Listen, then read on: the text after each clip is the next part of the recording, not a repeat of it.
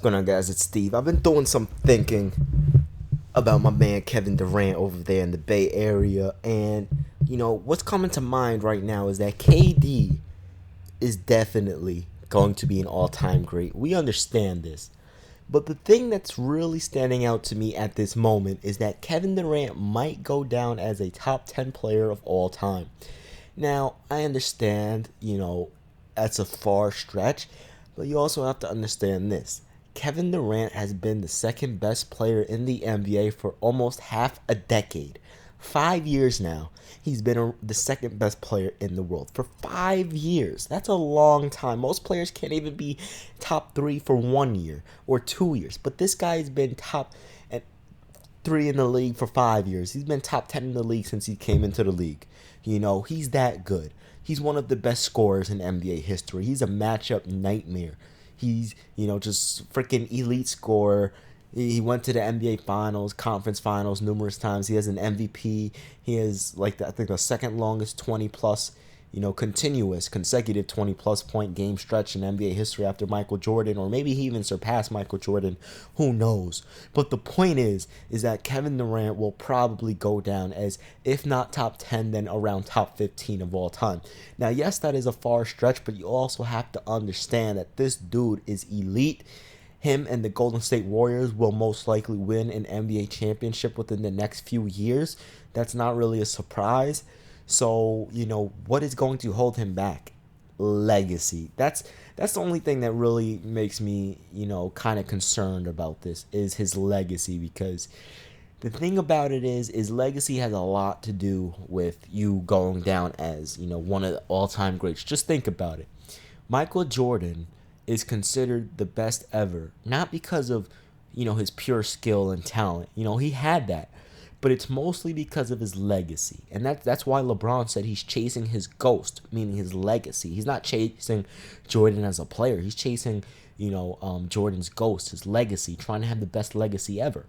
And that's why some players don't have a great legacy. Like, look at Carmelo Anthony, I don't even have to go in depth on that, Great player, 25, 6, and 3 for his career, but legacy-wise, it's not that great because he hasn't won that many championships, And then with Kevin Durant, what's going to hurt his legacy really badly is him leaving to go to the team that beat him.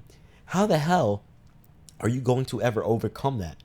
Your legacy is going to forever be tarnished. Now, eventually people will, forget about it, but it's going to be there for a long time.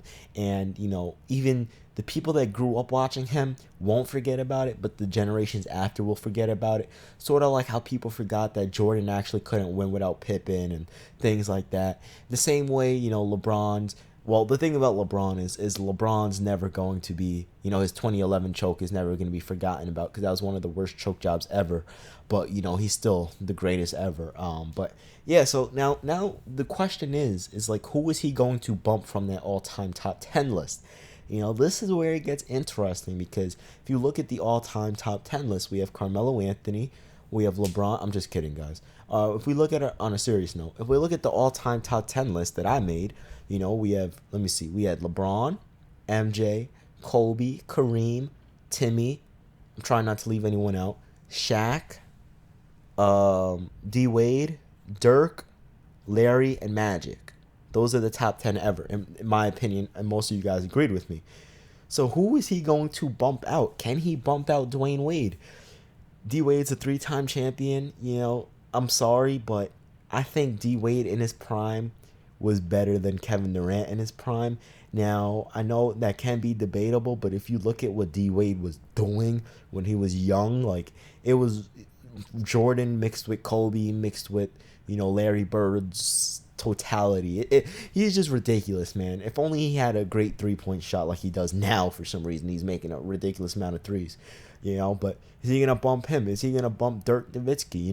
Dirk, one of the most unstoppable players ever, one of the best scorers ever. He changed the league with his shooting as a big man, as a 7-footer, unguardable. He's one of the most unguardable shots ever, the high knee fadeaway. And then you have the NBA championship that he destroyed LeBron James in. So that's gonna be tough, man. So who is he going to bump? It's not gonna be Tim Duncan. It's not gonna be LeBron, Kobe, Magic, or Bird. It's not going to be Kareem. So when I think about it, it's like the chances of him actually going down as a top 10 player ever, they're slim, but it's possible. It's slim, but it is possible. You know what, I would say he's probably, because right now he's already definitely top 25 ever. There's no doubt about that. But in terms, and I know this video is going to have a lot of hate because a lot of people, their sodium level is really high right now because of what he did to, the Oklahoma City Thunder and going to the Warriors. But get over it, but the salt level is really high right now. It's saturated right now with sodium. It's sickening. But on a serious note, it's going to be tough for him to bump any of those top 10 players off that list unless he wins like 3 in a row and wins, like 2 more MVPs, which probably won't happen.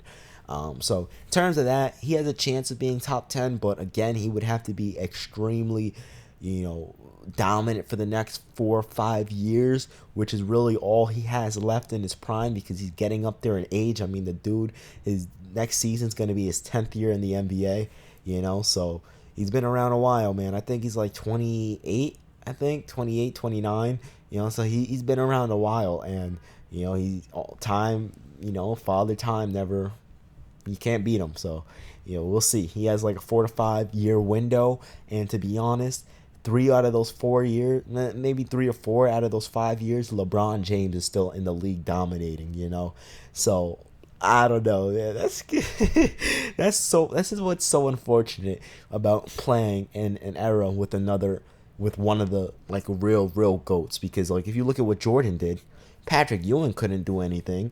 I don't like to say Reggie Miller's an all-time great, but he's a pretty good player. He is an all-time great, but not like top 20 or anything. But still, Reggie Miller couldn't do much.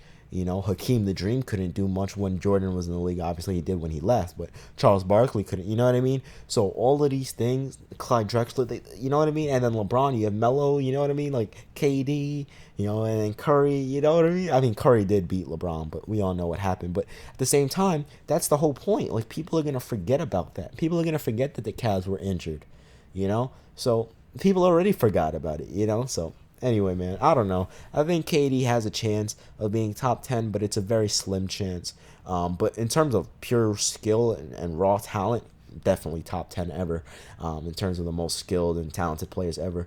But when you talk about top 10 greatest players ever, that's winning and a whole bunch of other stuff combined. So, it's slim to none that he'll make the top 10 list there, but probably top 15. But anyway, guys, I hope you guys enjoyed this video. It's been Steve. Peace.